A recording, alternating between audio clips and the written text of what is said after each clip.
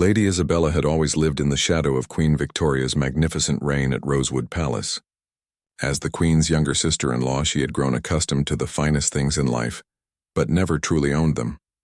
The palace walls whispered of her jealousy, though none dared speak it aloud. On this particular autumn evening, the palace buzzed with preparation for the annual harvest ball. Servants rushed through corridors carrying golden candelabras and silk drapes, while the kitchen staff prepared delicacies that would feed hundreds of noble guests. Lady Isabella watched from her chamber window as carriages began arriving, each one carrying lords and ladies adorned in their finest jewels. Her reflection stared back from the ornate mirror, beautiful, elegant, but lacking the radiant crown jewels that made Queen Victoria shine like a star among mortals. The crown ruby of rosewood, a magnificent stone passed down through 5 generations, would grace the Queen's neck tonight. Isabella had always believed it should have been hers, as she was descended from the same royal bloodline. Captain Edmund Blackthorne stood guard outside the royal treasury, his weathered hands gripping his ceremonial sword. 20 years of faithful service had earned him the Queen's complete trust. He knew every secret passage, every hidden door, and every valuable treasure within these ancient walls. His keen eyes had prevented countless thefts and plots against the crown. As midnight approached and the ball reached its peak, Isabella made her move. She had studied the palace routines for months, memorizing when the guards changed shifts and which corridors remained empty during the festivities. Her silk slippers made no sound against the marble floors as she glided through the shadows like a ghost seeking redemption. The royal treasury door stood before her, its golden lock gleaming in the moonlight streaming through stained glass windows. Isabella's heart pounded as she produced a stolen key, a perfect replica she had commissioned from the royal blacksmith's apprentice, who owed her a considerable debt. The lock clicked open with surprising ease, and she stepped into the chamber, where centuries of royal wealth lay waiting. Diamonds, emeralds, and sapphires sparkled like captured stars in their velvet-lined cases. But Isabella's eyes fixed only on Queen Victoria's personal collection, the pieces that rightfully belonged to her family's bloodline.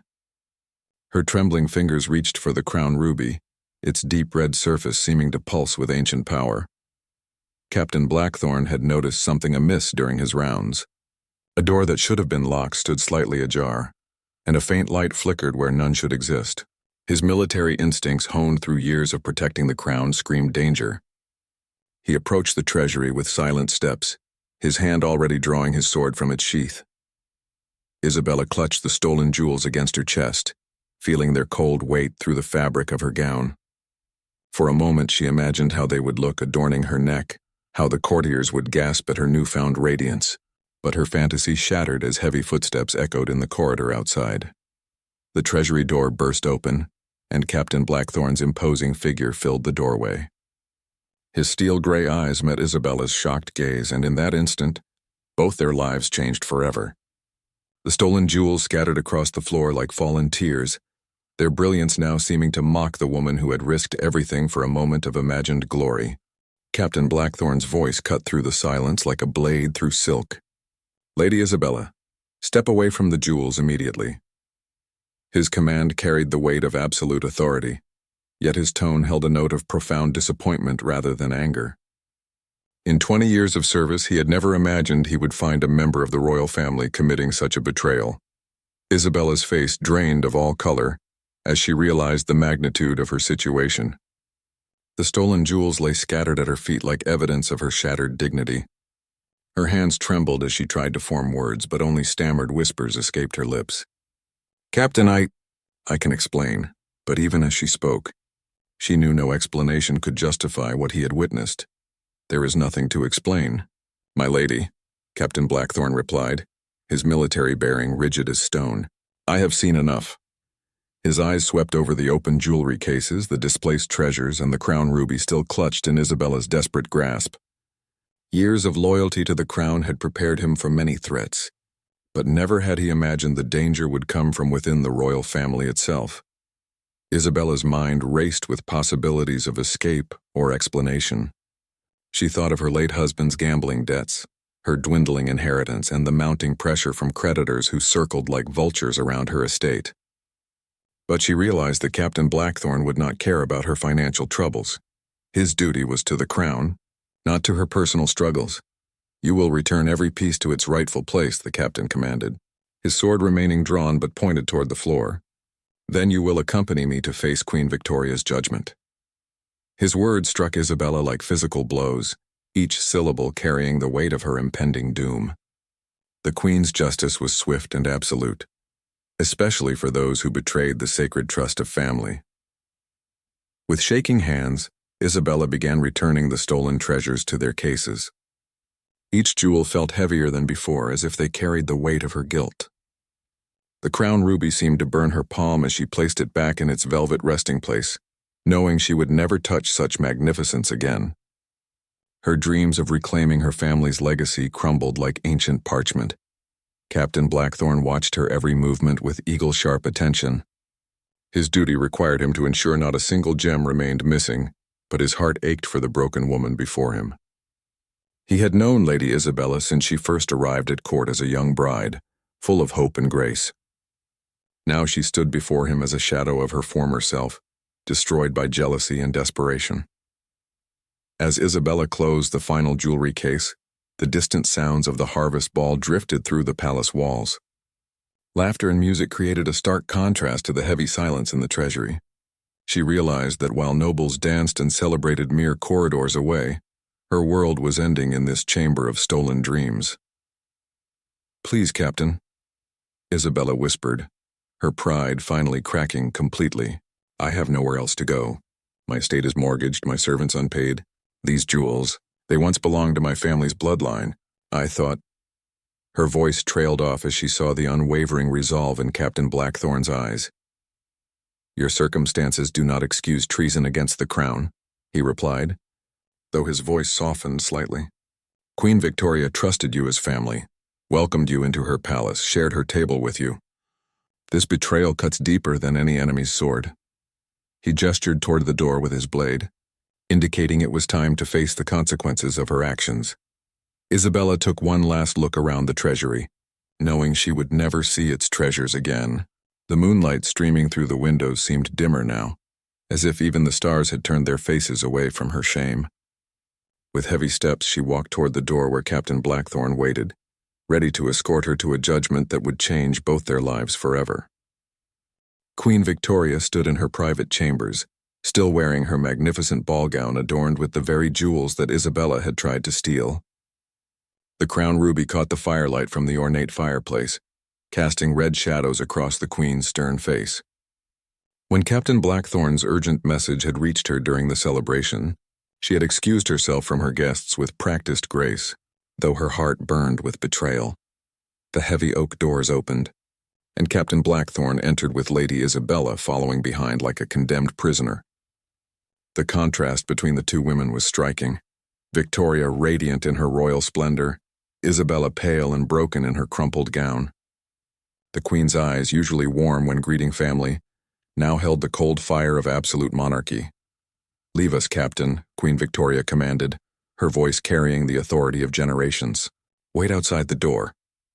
Captain Blackthorne hesitated for a moment, knowing the explosive emotions that might erupt between the two women, but his oath required obedience. He bowed deeply and withdrew, though he positioned himself where he could respond quickly if needed. The silence stretched between the sisters-in-law like a chasm filled with years of unspoken resentment. Isabella could not meet Victoria's gaze, instead staring at the elaborate Persian carpet beneath her feet. The Queen moved with measured steps around her chambers, each footfall deliberate and heavy with disappointment. 20 years, Victoria finally spoke, her voice barely above a whisper but carrying more weight than a shout. 20 years you have lived under my protection, eaten at my table, worn gowns purchased with my treasury's gold. And this is how you repay my generosity? Her words hit Isabella like physical blows, each one finding its mark with devastating accuracy. Isabella finally raised her eyes, tears streaming down her cheeks. "Your Majesty, I never meant for it to happen this way. The debts, the creditors, they were going to take everything. I thought if I could just borrow a few pieces, sell them quietly, I could save my estate and return them before anyone noticed." Her explanation sounded weak and pathetic even to her own ears. "Borrow?" Victoria's voice rose with incredulous anger. "You thought to steal the crown ruby of Rosewood? A jewel that has graced the necks of 5 queens and call it borrowing? She moved closer to Isabella, her royal presence overwhelming. That ruby was worn by my grandmother when she signed the peace treaty that ended the Northern Wars. It carries the blood and sacrifice of our ancestors, the weight of history pressed down upon Isabella's shoulders. She had never truly understood the significance of the jewels beyond their monetary value. To her, they were beautiful objects that could solve her financial problems. But to Victoria, they were sacred relics connecting the present crown to centuries of royal legacy. I have protected you from court gossip about your gambling, shielded you from creditors who would see you imprisoned for debt, and provided you with an allowance that kept your estate running, Victoria continued, her voice building like a gathering storm. I did this because you were family, because my late brother loved you, because I believed in the bonds of blood and marriage. Isabella fell to her knees, her silk gown pooling around her like water. Please, Victoria, I beg your forgiveness. I will do anything to make amends. I will sign away my estate, renounce my titles, work as a servant in your kitchens if necessary. Just do not cast me out with nothing. Her tears fell freely now, each drop carrying the weight of her desperation. Victoria looked down at the broken woman before her, feeling the terrible burden of royal justice. Her personal feelings warred with her duty as queen. Isabella had been like a sister to her once, sharing secrets and laughter in the palace gardens. But the crown demanded that betrayal be met with consequences, regardless of family bonds. You have broken something that cannot be repaired, Victoria said quietly, her anger giving way to profound sadness. Trust once shattered leaves scars that never fully heal. The court will hear of this by morning. Servants' talk and Captain Blackthorn's midnight message to me will not go unnoticed. Your reputation, your standing in society, everything you once held dear is already lost. Isabella's sobs echoed through the chamber as she realized the full scope of her downfall. Social ruin in their world was worse than death. She would become an outcast, shunned by every respectable household in the kingdom. Her children would bear the shame of her actions for generations to come. Queen Victoria moved to her writing desk and took up her royal pen.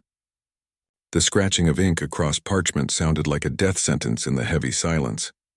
I am writing your banishment decree, she said without looking up. You will have until dawn to gather your personal belongings and leave Rosewood Palace forever. Captain Blackthorn will escort you to the borders of our kingdom, and you will never return. Dawn crept across Rosewood Palace like a reluctant witness to Isabella's disgrace.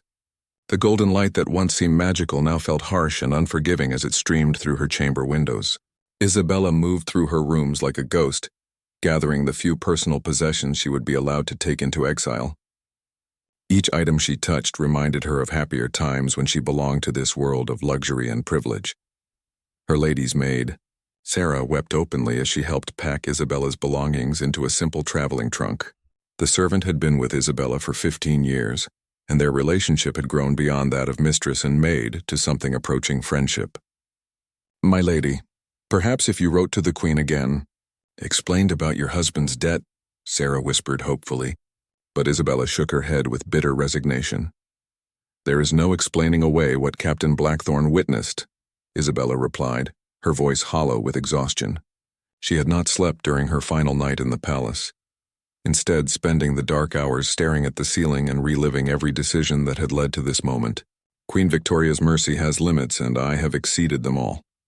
Captain Blackthorn stood in the courtyard beside a modest carriage that would carry Isabella away from everything she had ever known. His uniform looked impeccable as always, but those who knew him well might have noticed the slight slump in his shoulders.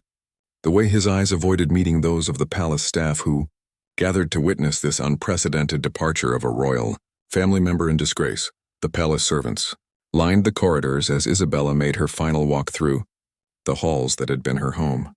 Some looked at her with pity, others with barely concealed satisfaction at seeing the proud lady brought low. A few turned away entirely, unable to watch the tragic spectacle.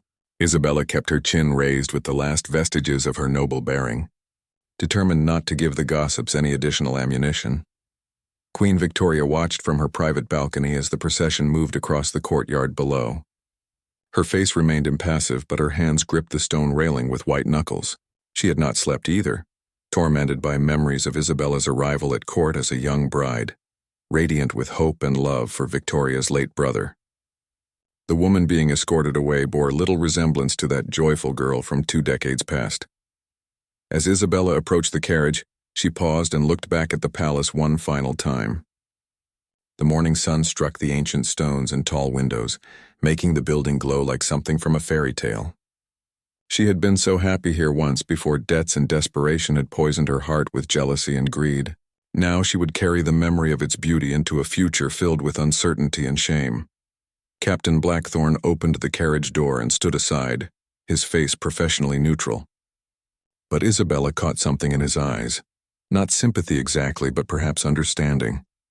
He too had witnessed the gradual decay of her situation over the months, had seen the creditors lurking at the palace gates, had noticed her increasingly desperate demeanor at court functions. "Captain," Isabella said quietly as she prepared to enter the carriage, "I want you to know that I never intended to bring dishonor to the crown. My actions were selfish and foolish, but they were born of panic, not malice toward Queen Victoria or the realm." Her words carried the weight of genuine remorse, though she knew they could not undo the damage she had caused. Captain Blackthorne nodded curtly, his military training keeping his emotions in check. "My lady, what matters now is that you use this exile to find redemption. The Queen has been merciful in allowing you to leave with your life and a small purse for travel expenses. Many monarchs would have chosen a harsher punishment for attempted theft of crown jewels." The carriage door closed with a finality that echoed across the courtyard like a coffin lid slamming shut. Isabella settled against the worn velvet seats, so different from the luxury she had known for 20 years. Through the small window, she watched Captain Blackthorne mount his horse to escort her to the kingdom's borders. His duty would not end until he saw her safely beyond their realm's protection. As the carriage wheels began to turn, Isabella heard the palace bells chiming the hour. 8 o'clock in the morning, the time when she would normally be taking breakfast in the sunny morning room with its view of the rose gardens. Instead, she was beginning a journey into the unknown, carrying nothing but a small trunk, a modest purse, and the crushing weight of her disgrace. The palace gates opened before them, the same gates through which Isabella had passed countless times in royal processions and state ceremonies. Now she passed through them for the final time as an exile, watching Rosewood Palace grow smaller in the distance until it disappeared entirely behind the rolling hills of the countryside she would never see again. 3 days of travel brought them to the border town of Millbrook, a humble settlement that existed primarily to serve merchants and travelers passing between kingdoms. Captain Blackthorne had maintained professional silence during most of the journey, speaking only when necessary for practical matters.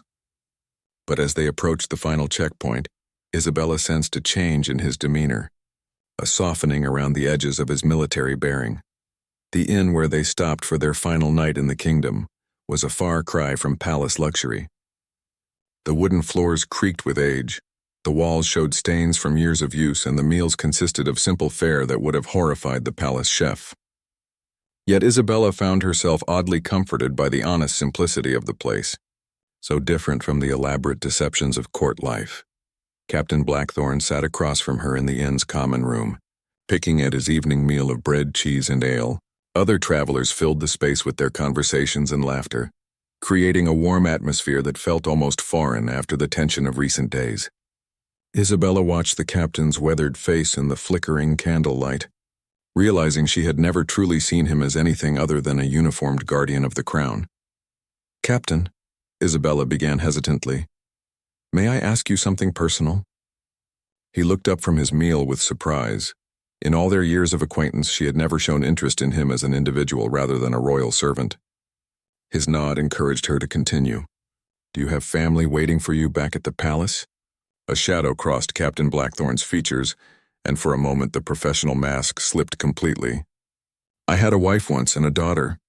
They died in the plague that swept through the kingdom 15 years ago, while I was away on a diplomatic mission protecting the young princess during her marriage negotiations." His voice carried old pain that had never fully healed. Isabella felt a stab of genuine sorrow for this man who had given everything to serve the crown, even sacrificing time with his own family. "I am sorry for your loss, Captain. I never knew." She realized how self-absorbed she had been during her years at court, never bothering to learn about the lives of those who served the royal family with such dedication. Service to the crown requires sacrifices, Captain Blackthorne replied, but his tone lacked its usual military crispness. I chose duty over family time, believing my service would protect the kingdom they lived in. The irony was not lost on me when they died while I was away protecting others. He took a long drink of his ale, as if trying to wash away bitter memories. They sat in companionable silence for several minutes, both lost in their own thoughts about the paths that had led them to this moment. Isabella found herself seeing Captain Blackthorne not as an instrument of her downfall, but as another person shaped by loss and difficult choices. "What will you do when you return to the palace?" she asked quietly. "Continue my duties as always," he replied, but something in his voice suggested uncertainty. "Though I wonder if Queen Victoria will trust my judgment as completely after what happened. I failed to prevent a theft from occurring in the first place. Perhaps if I had been more observant, noticed your distress earlier, found a way to help before you resorted to desperate measures." Isabella was stunned by this revelation. She had never considered that her actions might have consequences for the captain, beyond the unpleasant duty of escorting her into exile. "Captain, you cannot blame yourself for my choices. You served faithfully for 20 years, and one night's events cannot erase that record of loyalty and competence." "Perhaps," he said thoughtfully, "but the palace will be different now. Trust once broken in one area casts shadows everywhere else. The Queen will wonder what other signs I might have missed, what other threats might slip past my attention." He looked directly at Isabella with those steady gray eyes. "Just as you must rebuild your life beyond these borders, I must rebuild my reputation within them." As the evening grew late and other travelers retired to their rooms, Isabella found herself reluctant to end this conversation, the first honest exchange she had experienced in months. "Captain, I know my words carry little weight now, but I want you to know that your duty was performed flawlessly. You caught me in the act, prevented any actual theft, and maintained absolute discretion during this entire ordeal. Queen Victoria could not ask for a more faithful servant." Captain Blackthorne nodded gravely, though Isabella could see her words had provided some measure of comfort. Tomorrow morning would bring their final parting at the kingdom's border, after which she would face an uncertain future alone, while he returned to resume his duties in a palace forever changed by the events they had shared. The innkeeper called for last orders, and the common room began to empty as travelers sought their beds. Isabella and Captain Blackthorne rose from their table, both knowing that morning would bring the end of their unlikely journey together, and the beginning of separate paths toward redemption and rebuilding in their respective worlds. Dawn at the border crossing arrived with a crisp autumn chill that seemed to penetrate Isabella's traveling cloak and settle in her bones. The stone markers that defined the boundary between kingdoms stood like silent sentinels, marking the invisible line beyond which she could never return. Captain Blackthorne's horse stamped impatiently in the morning air, sensing its master's tension as the moment of final separation approached. Isabella climbed down from the carriage for the last time, her legs unsteady after days of travel. The small purse Queen Victoria had provided would sustain her for perhaps a month if she lived modestly. But beyond that, her future remained a terrifying blank page. She had no contacts in neighboring kingdoms, no skills beyond those expected of a court lady, and no family willing to accept a disgraced exile. "This is where we part ways, my lady," Captain Blackthorne said formally, though Isabella detected a note of genuine regret in his voice. He dismounted and approached her with something concealed in his hand. "Before you go, I want you to have this." He extended a small leather pouch heavier than it appeared. Isabella opened the pouch with trembling fingers and gasped. Inside lay several gold coins, not a fortune, but enough to sustain her for many months while she established a new life. "Captain, I cannot accept this. These are your personal savings earned through years of faithful service." Tears pricked her eyes at this unexpected kindness from the man she had wronged. "My needs are simple, and the palace provides well for my care," he replied gruffly, clearly uncomfortable with her gratitude. "Consider it a loan if you must, to be repaid when you have rebuilt your circumstances." "I have watched good people make terrible choices before, Lady Isabella. What matters is what you do with the second chance you have been given." The border guards watched their exchange with professional disinterest, accustomed to seeing all manner of partings at this crossing point between realms. Isabella realized this was truly goodbye, Not just to Captain Blackthorn, but to everything she had been for the past 40 years of her life. Beyond those stone markers lay the unknown territory of reinvention and redemption. "Captain," she said softly, "when you return to Queen Victoria, will you tell her something for me?" He nodded, waiting. "Tell her that I understand now why those jewels were so precious. They were never about gold and gems. They were about legacy, honor, and the sacred trust between ruler and subjects. I failed to see that until it was too late." Captain Blackthorn's expression softened almost imperceptibly. "I will convey your message, my lady. Perhaps time will allow wounds to heal, though they may never fully disappear." He remounted his horse and gathered the reins, preparing for his solitary journey back to Rosewood Palace and whatever reception awaited him there. Isabella shouldered her small traveling bag and walked toward the border crossing, each step taking her further from her past and closer to an uncertain future. At the stone marker, she turned back one final time to see Captain Blackthorn sitting motionless on his horse, watching her departure with an expression she could not read from such distance. "Take care of yourself, Captain," she called across the morning air, though she doubted he could hear her words clearly. Then she stepped across the border into the neighboring kingdom of Westmarch, officially becoming an exile from the only home she had ever truly known. 3 months later, Captain Blackthorn stood in Queen Victoria's private study, delivering his weekly security report. The palace had returned to its normal rhythms, though the Queen seemed older somehow, more cautious in her trust. Their conversation concluded, Victoria looked up from her correspondence with an expression of genuine curiosity. "Have you heard any word of Lady Isabella's circumstances?" the Queen asked quietly. Captain Blackthorn had expected this question eventually. Victoria's anger had been genuine, but so had 20 years of familial affection that could not be entirely erased by one night of betrayal. "I have heard from merchants who travel the trade routes that a woman matching her description has found employment as a governess in the household of Lord Westmarch's cousin," he reported carefully. "She is said to be teaching the children of minor nobility, using her court education to earn an honest living." He did not mention his own role in ensuring she had sufficient funds to survive those first difficult months. Queen Victoria nodded slowly, a mixture of relief and sadness crossing her features. "Good," she said simply. "Everyone deserves a chance at redemption, even those who have disappointed us most deeply." She returned to her correspondence, but Captain Blackthorn noticed she seemed lighter somehow, as if a burden had been lifted from her shoulders. Walking back to his duties, Captain Blackthorn reflected on how the events of that autumn night had changed them all. Isabella had learned the true value of honor over wealth. Queen Victoria had learned that mercy could coexist with justice, and he had learned that sometimes the greatest service to the crown involved showing compassion to those who had failed it. The crown ruby still gleamed in its case, but its real power lay not in its beauty, but in the lessons it had taught about the delicate balance between duty, forgiveness, and the complicated bonds that hold kingdoms together.